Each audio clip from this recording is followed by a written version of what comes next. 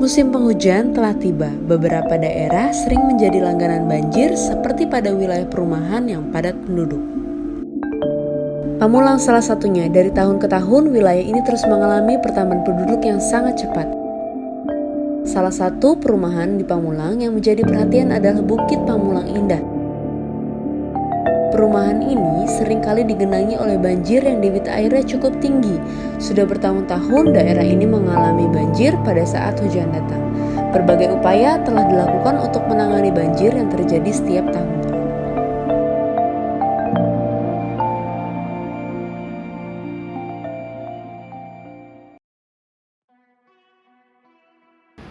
Selamat sore pemirsa, saat ini saya ingin mengunjungi Komplek Bukit Pamulang Indah yang berada di Kecamatan Pamulang, Kota Tangerang Selatan. Wilayah ini selalu terdampak banjir setiap tahunnya. Wilayah yang padat penduduk dan juga pembangunan yang tidak sustainable merupakan salah satu faktor utama banjir di Komplek BPI ini. Selain itu, banyaknya masyarakat yang masih membuang sampah sembarangan ke waduk juga menjadi salah satu sumbernya. Saat ini kita akan mewawancarai salah satu pemuda Karang Taruna Komplek BPI yang selalu terdampak banjir. Mari ikut saya.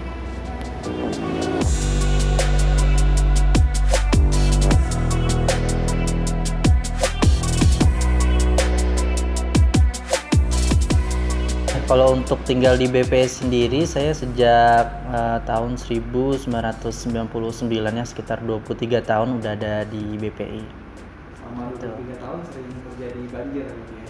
Iya, malah di sini sebutannya kalau BPI kan kalau orang bilang Bukit Pamulang Indah, kalau kita di sini punya slang sendiri, banjir paling indah.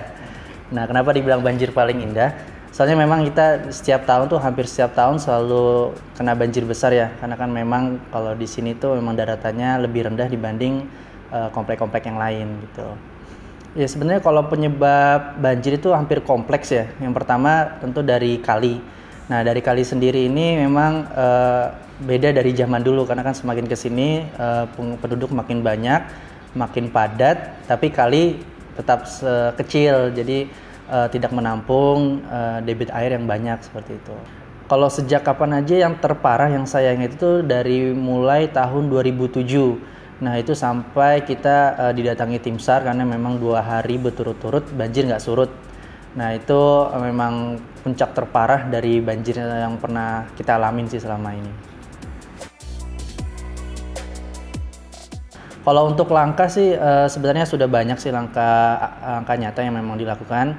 Yang pertama memang dari pembesaran luas kali dilebar. Hanya saja memang masih belum efektif. Kenapa belum efektif? Karena yang pertama ketika memang kali dibesarkan, endapan itu tidak dikeruk secara berkala. Jadi ketika hujan datang, debit air menampung hanya sedikit karena memang pengerukan tanah yang di dasar tidak diangkut, jadi seperti itu. Kemudian pembangunan kali tidak menyeluruh, jadi yang dibesar hanya beberapa tempat saja, kemudian menyusut di tempat yang satu, jadi air nggak mengalir secara maksimal seperti itu. Jadi masih terjadi banjir sampai saat ini ya? Masih terjadi banjir, dan juga kita di sini juga punya waduk. Sebenarnya waduk ini juga salah satu bentuk penanggulangan banjir. Nah, tapi seperti itu karena memang di awal memang efektif. Pertama memang efektif, kemudian tapi lama-kelamaan masalahnya sama karena kurang adanya pengarukan atau pengambilan tanah endapan secara berkala sehingga daya tampung air makin sedikit seperti itu.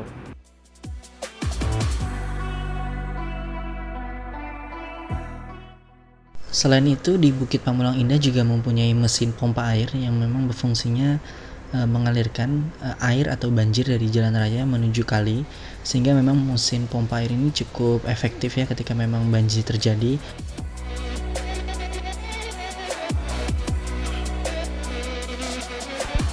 Selain membanjiri bagian dalam perumahan, jalan raya di depan pintu masuk perumahan Bukit Pamulang Indah sempat ditinggikan oleh pemerintah daerah setempat.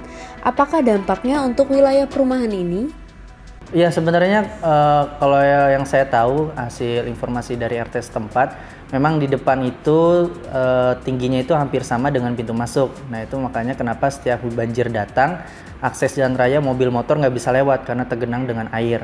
Nah akhirnya dari Pemda setempat inisiatif dengan koordinasi dengan RW membangun tanggul jadi lebih tinggi, jadi pintu masuk lebih tinggi agar jalan raya itu ketika banjir datang bisa dilalui oleh motor mobil. Tapi impact-nya untuk komplek BPI sendiri itu jadinya air nggak mengalir, jadi ketika hujan datang malah jadinya menampung air turunan dari tanggul gitu. Jadi ibaratnya terlalu tinggi sih kalau menurut saya. Hanya menyelamatkan jalan raya gitu. Betul, jadi ibaratnya biar jalan raya lancar tapi impact-nya komplek jadi tergenang gitu. Terkadang upaya yang dilakukan memang tidak membuat keadaan semakin membaik. Lalu bagaimana langkah yang dilakukan warga perumahan ketika banjir terjadi? Ketika banjir terjadi, tentu yang pertama biasanya kita lihat dulu banjirnya seperti apa.